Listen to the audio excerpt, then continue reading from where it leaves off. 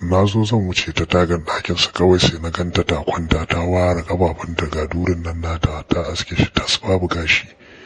Ta rufe idanunta ta wangala bakinta sai soka yatsunta take guda biyu a cikin durin.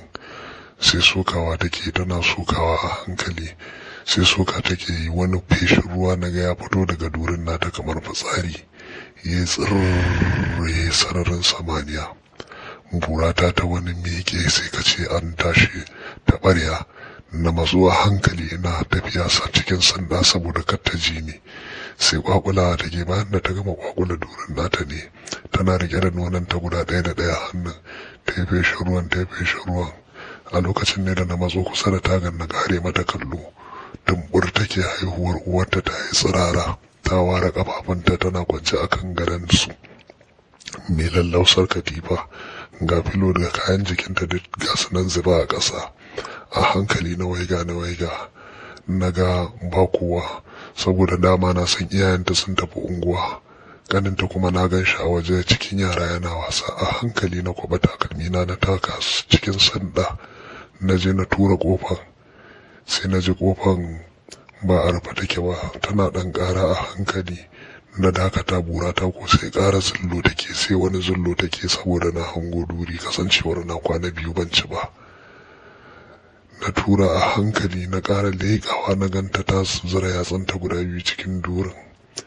Sai caccaka take irin ta rufe tana matsar nonanta ta wurin kan. Tana matsa tana soka yatsu tana matsa tana soka yatsu. Na tura a hankali kofar ta buɗe ba tare da ta yi ƙara ba na saɗaɗa na shige. Takalmi na ko dama na riga na basu a wurin taga. Ina shiga tsakiyar ɗakin bata san na shigo ba na zaro burata daga cikin wando. Na nufe ta a hankali. Ina zuwa dab da ita kuwa wannan ruwan da ta yi feshin ɗazu ya ƙara yin wani feshi. Ta zara hannunta tana wani ihun daɗi.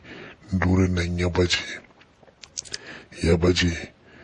Sai tsirtar da ruwa yake tsire sai tsirtar da ruwa yake durin nata a hankali har ruwan ya gama fitowa. Ita ko sai numfashi take yi ba ta wani motsi. Burata ko da take miƙe tana rike a hannuna a hankali na je na lallaba. Duk wannan abin da yake faruwa ita ba ta san ma na shigo ba. Kawai na sai ta burana kawai sai na cusa mata ita cikin duri. Cas ta wani firgita ta bude idanunta. A lokacin ne na danne ta burana ko ta riga ta gama shigewa cikin durin nata.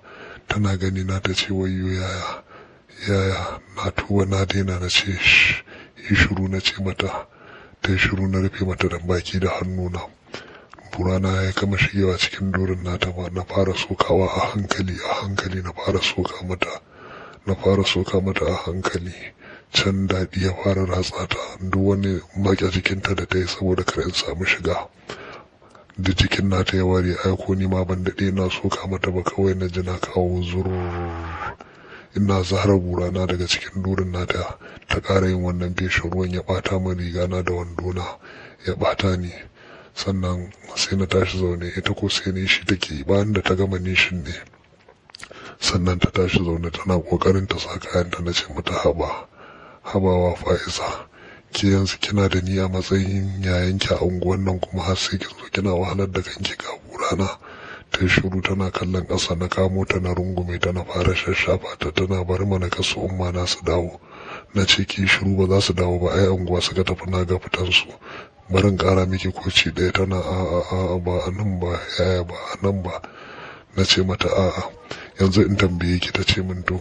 Ta ce to ka bari in sa kaya na sai ka tambaye ni. Na ce a ina rike da nonanta. Na ce da burana da kuma yatsun da kike sa a cikin duri wanne ya fi miki daɗi.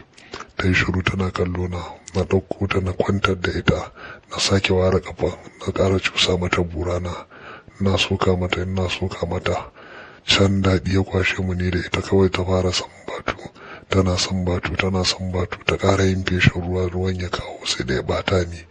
Na ci gaba da soka mata ban daɗe ba ni ma na sake kawowa. Sannan sai ta tashi ta ce wayyo yaya na gaji haka na ce mata to kenan ina ware ki ta nuna min na sa mata nan ba na ce ki kira ni da daddare saboda in kina wannan abin aka kama ki a gida za a ji kunya amma ni kin ga idan kika fito zan kai ki inda ke da tsaro zan ciki ba tare da an samu matsala ba. Ta ce min to na ƙara rungumo ta na matsa mata nono, sannan zan fita. ta ce baka mai da buran cikin wando ba.